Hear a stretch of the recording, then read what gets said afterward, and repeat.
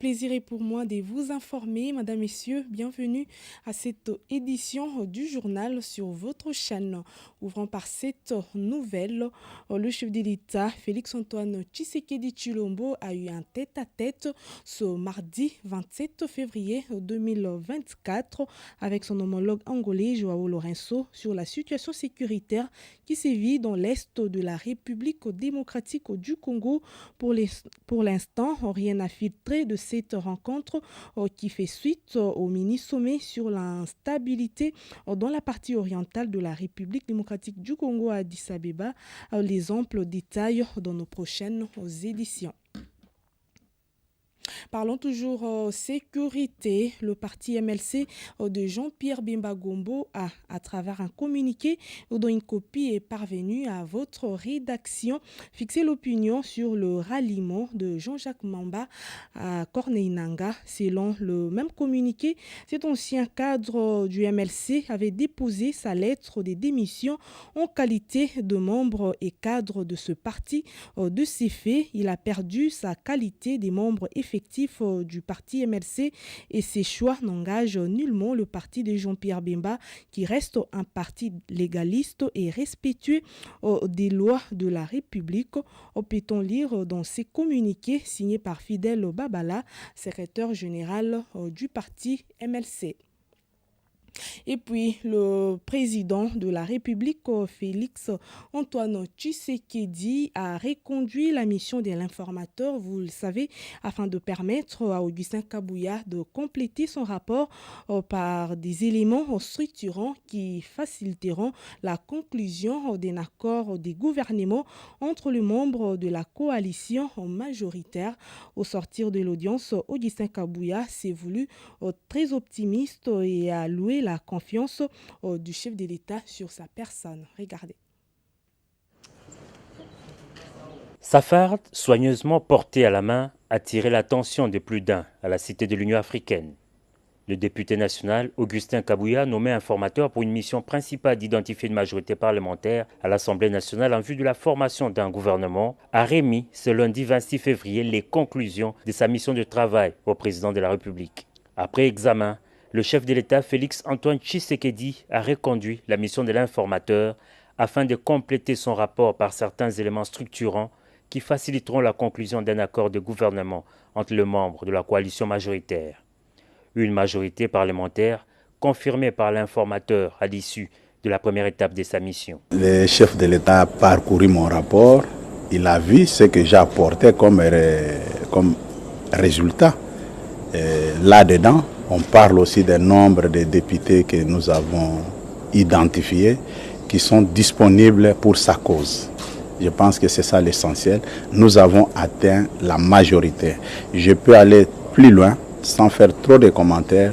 C'est la première fois dans l'histoire de ce pays pour qu'un régime puisse atteindre ces chiffres-là. Le chef m'a demandé de continuer avec la mission. Il est le garant du bon fonctionnement des institutions. Il a trouvé que ce que j'ai fait était correct et surtout par rapport au timing, voilà ce qu'il a demandé.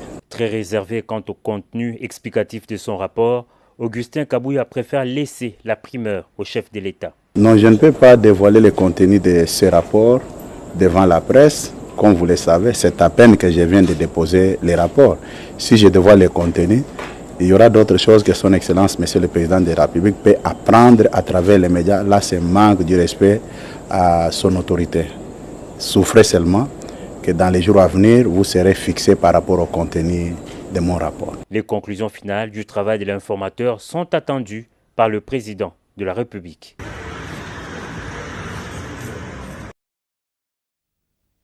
Dans le même volet de l'actualité, d'après Dr Kankondé, l'un des communicateurs de l'Union sacrée, le travail fait par Augustin Kabouya a salué pour ces communicateurs. Augustin Kabouya a les profils qu'il faut pour être informateur et formateur du gouvernement. Suivez ces propos recueillis par Grévis Sotekilazaya. À mon niveau, je ne comprends pas que le formateur a eu des difficultés, sauf qu'il n'a pas terminé le travail. Vous savez, c'est un travail très minutieux, c'est un travail où il doit vraiment prendre le temps, connaître les gens, pour essayer de... vous savez, dans notre pays, les gens confondent la vitesse et la précipitation. Monsieur Augustin Kabouya est en train de travailler. Vous avez vu il n'y a pas très longtemps où il a réuni toutes les classes politiques, parties prenantes à cet effet, mais il est en train de travailler. Si le chef de l'État a reconduit, ce qui est tout à fait normal, il avait 30 jours pour essayer de trouver, concocter quelque chose et puis le ramener au chef de l'État. Peut-être qu'il n'a pas fini, peut-être qu'il y a encore d'autres objectifs, soit d'autres orientations que le chef de l'État a dû lui donner. Il a encore 30 jours pour pouvoir le faire. Il est dans le quorum.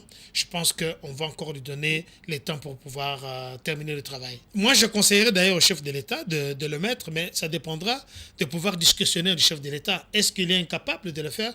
Nous avons vu comment il a dirigé l'UDPS de maître, et je vois que si le chef pouvait nous entendre, nous a toujours entendu, je voudrais qu'il puisse donner, parce que d'abord, il faut quelqu'un de confiance. Il faut quelqu'un qui est assidu à ce qu'il fait, quelqu'un modéré, quelqu'un réservé.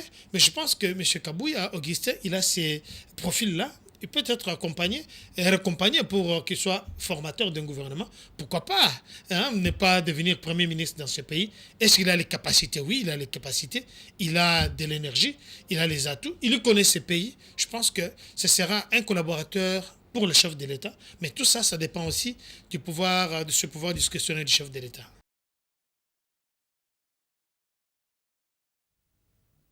Parlons cette fois-ci de la situation politique en République démocratique du Congo. Les députés nationaux de l'opposition du parti Ensemble Bar Avançant MS estiment que les élections législatives nationales du 20 décembre 2023 ont été organisées dans un contexte des irrégularités générales.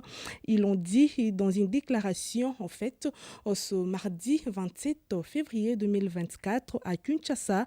Ces élus appellent à cet effet le président de la République, Félix-Antoine Tshisekedi Tshilombo, à un dernier sursaut patriotique pour sauver ce qui reste des acquis de la démocratie de l'Assemblée nationale. Regardez.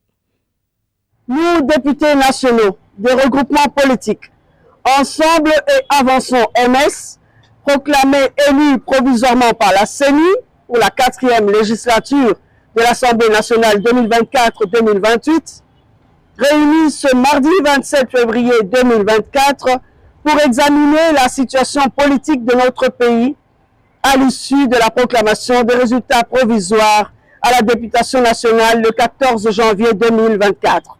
Faisons la déclaration suivante. 1. Les élections du 20 décembre 2023 se sont déroulées dans un contexte général caractérisé par des irrégularités et une fraude sans précédent. 2. À l'issue des enquêtes internes de la CENI, un groupe de 82 candidats a été invalidé et une liste complémentaire de plus d'une centaine annoncée de fraudeurs n'a jamais été rendue publique ni sanctionnée. 3.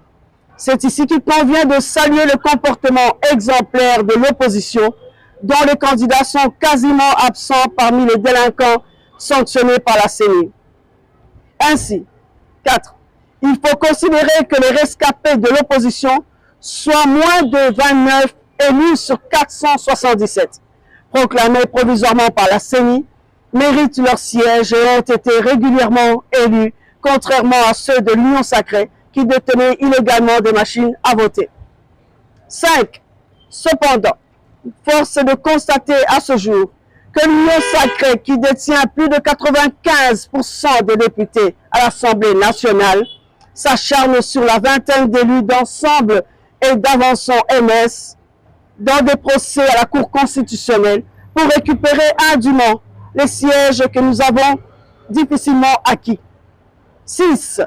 Les arrêts attendus de la Cour constitutionnelle, statuant sous pression, risquent de consacrer le retour en force du parti-État avec une Assemblée nationale monocolore et instituer ainsi de fait la fin d'une démocratie pluraliste. 7. Nous en appelons au président de la République, magistrat suprême et au juge de la Cour constitutionnelle à un dernier sursaut patriotique pour sauver ce qui reste des acquis de la démocratie de l'Assemblée nationale. Dans les restes de l'actualité, le bourgmestre de la commune de Makala, Baudouin Vungi, a écopé de 5 ans de servitude pénale. L'arrêt a été rendu ce mardi 27 février 2024 par la Cour de cassation. On lui reproche d'avoir autorisé la destruction du mur des soutènements de l'avenue Elingessa dans les suds de Kinshasa. Notons par ailleurs que les maçons ayant exécuté les travaux ont également écopé de 2 ans de prison ferme. Et puis, les habitants du quartier Ndonou à la 15e rue Limité sollicitent l'implication personnelle du chef de l'État, Félix-Antoine Tshisekedi Tshilombo, au sujet de la violation des mesures convenues pour la démolition de quelques parcelles en vue de faciliter les désengorgements de ce coin de la capitale. Dans une déclaration, les habitants de ce quartier pointent du doigt certaines autorités de la ville. Regardez.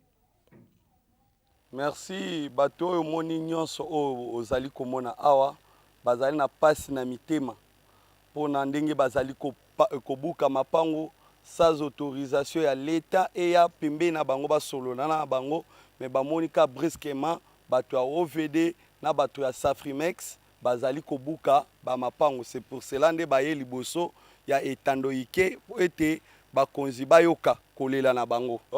Na bato on a information bozui ete bapesaki bato mbongo ezali na ba limite o bato ya OVD bayaka. Bato ya OVD bayaka ete bakolia mapango misusu 3 mètres, ba misusu 1 mètre 50, ba misusu 90 cm, ba misusu 7 mètres. Lokola ngai o nazali boso na yo ezaki prévu balianga rien que 4 mètres. Lopango ya 17 mètres bandi kolia ngo nyonso bapesaki biso pe mbongo o eza insuffisant na lopango na biso. Soki kenga na ngina teka lopango nanga na ko yebiso ke ata $200,000 na ozanga ngote. Na lolenge toye liboso ya etando pona koyebeta mbela epa mokonzi ya mboka lokola Fachi Beton tozali ko impliquer yo lobaki état de droit ezala na kati ya mboka. Mais au bateau bazali kosala eza état de droit parce que na ndenge bayokana kina bakolo mapango na ndenge babandi koya kosala eza différent. Lokola lopango ya 17 mètres olobi o katango mais boyokana ki kokata ye na 3 mètres.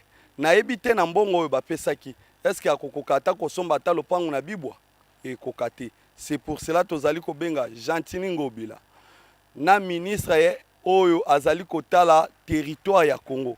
Tozali ko impliquer bino boya lombangu ou bien dans 24 heures bokitana 15e mairie boya boyoka bolandela ba vérité ni nezali koleka. Merci messieurs les journalistes.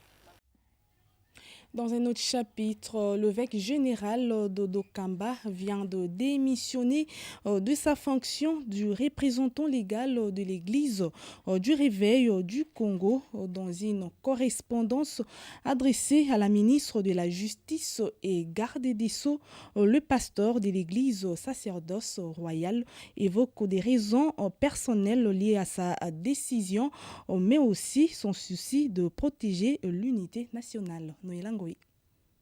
L'archevêque Dodo Kamba ne sera plus à la tête de la confession religieuse des églises de Réveil du Congo. Le représentant légal de l'église du Réveil a démissionné à travers une correspondance adressée à la ministre d'État chargée de la justice, dans laquelle il évoque de raisons personnelles, mais aussi son souci de consolider la paix, la cohésion, l'unité nationale et la quiétude acquise au prix de plusieurs sacrifices en République démocratique du Congo. L'évêque Dodo Kamba poursuit cependant sa mission prophétique d'accompagnement et d'encadrement de l'Église du pays pour sa crédibilité et le développement de la nation. Rappelons que lors d'une assemblée générale extraordinaire tenue le samedi 14 octobre 2023, l'évêque général Dodo Kamba a été démis de ses fonctions, une décision prise par le membre fondateur et personnalité du mouvement charismatique de Réveil qui constitue la majorité des membres effectifs de la plateforme ERC. Ces mouvements accusés de Dokamba de mégestion financière et des détournements des ressources confessionnelles et ecclésiastiques, puis de révision frauduleuse de textes statutaires de l'Église de Réveil du Congo. Parlons sport à présent pour clôturer cette session d'information. Interdiction des survolés dans l'espace aérien congolais. L'avion affrété par le tout-puissant Mazembe est autorisé depuis ce mardi matin de s'envoler pour l'Afrique du Sud où le Luchois disputeront la dernière journée de la phase de poule de la Ligue des champions de la CAF face à Mamelodi ce dimanche. Ceci qu'a indiqué le secrétaire général des Corbeaux, Frédéric Kitenge. Bien avant cette interdiction, une délégation anglebertoise d'une dizaine de membres avait rejoint l'Afrique du Sud via le Kenya le lundi au moyen d'un vol commercial. Ce journal est complètement fini, Madame, Messieurs. Merci à vous de l'avoir suivi et bonne suite des programmes sur nos antennes. Au revoir.